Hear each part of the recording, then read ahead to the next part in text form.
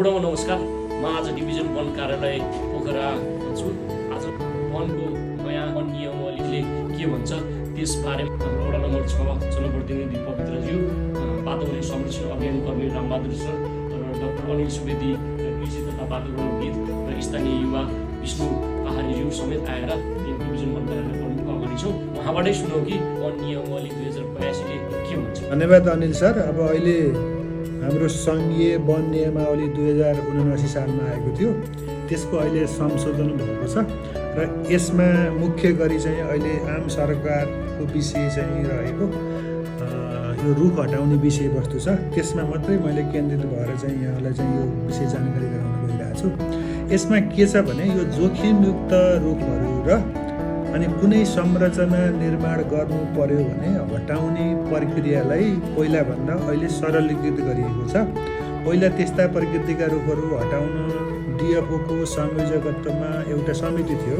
त्यसमा जिल्ला प्रशासन, मालपोत, नापी, सम्बन्धित वडा कार्यालय, प्रहरी कार्यालय समेतको चाहिँ उपस्थिति निर्णय गरेर पटाना आदेश दिने चलन थियो र त्यसलाई चाहिँ अलिकति प्रक्रियालाई चाहिँ छोटाएर वन क्षेत्र बाहेकका तपाईँको लालपूर्जा भएका अथवा नभएका सरकारी कार्यालय, समिति, संस्थान कार्यालयका र सार्वजनिक स्थानमा रहेका बरपिपल चौतारी समेत।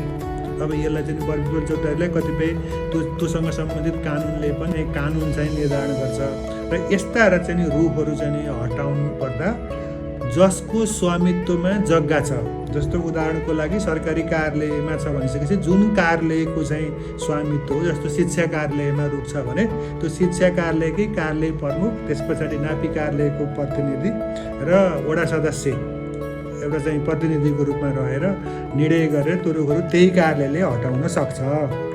त्यसबाहेक अब यो चाहिँ सार्वजनिक स्थानमा रहेका बरपिपल चौतारीहरू यस्ता चाहिँ रुखहरू अन्य रुखहरू चाहिँ काट्नु पर्यो भने पालिकाले नै यिनीहरूलाई चाहिँ हटाउन सक्छ। यसमा यो अन्य सरकारी कार्यालय र पालिकाले अनुरोध गर्यो भने वन कार्यालयले त्यसको चाहिँ मेजरमेन्टको लागि प्राविधिक सहयोग उपलब्ध गराउन सक्छ। र यसमा के छ भने यो हिजो चाहिँ यो लिलाम चाहिँ नि डिभिजन वन कार्यालयले नै गर्थ्यो भने अहिले चाहिँ नि जसको चाहिँ जग्गामा ती रुखहरू छ उनीहरूले लिलाम गरेर यसबाट चाहिँ आएको चाहिँ पैसा चाहिँ राजस्व चाहिँ सरकारी चाहिँ खातामा चाहिँ जम्मा गर्नुपर्छ उहाँहरूले पनि। तर तपाईँको चाहिँ कहिलेकाहीँ चाहिँ त्यो त्यस्तो किसिमको चाहिँ वन पैदावार एउटा जिल्लाबाट अर्को जिल्लामा लैजानु पर्ने अवस्थामा भयो भने फेरि वन कार्यालयको चाहिँ टाँचा लगाएर लैजानु पर्ने हुन्छ। त्यति बेला वन कार्यालयले सहजीकरण गर्छ। होइन भने त्यस्ता चाहिँ वन पैदावार जिल्लाभित्र नै मात्रै ओसार पसार हुने अवस्थामा चाहिँ वन कार्यालयको आवश्यकता पर्दैन।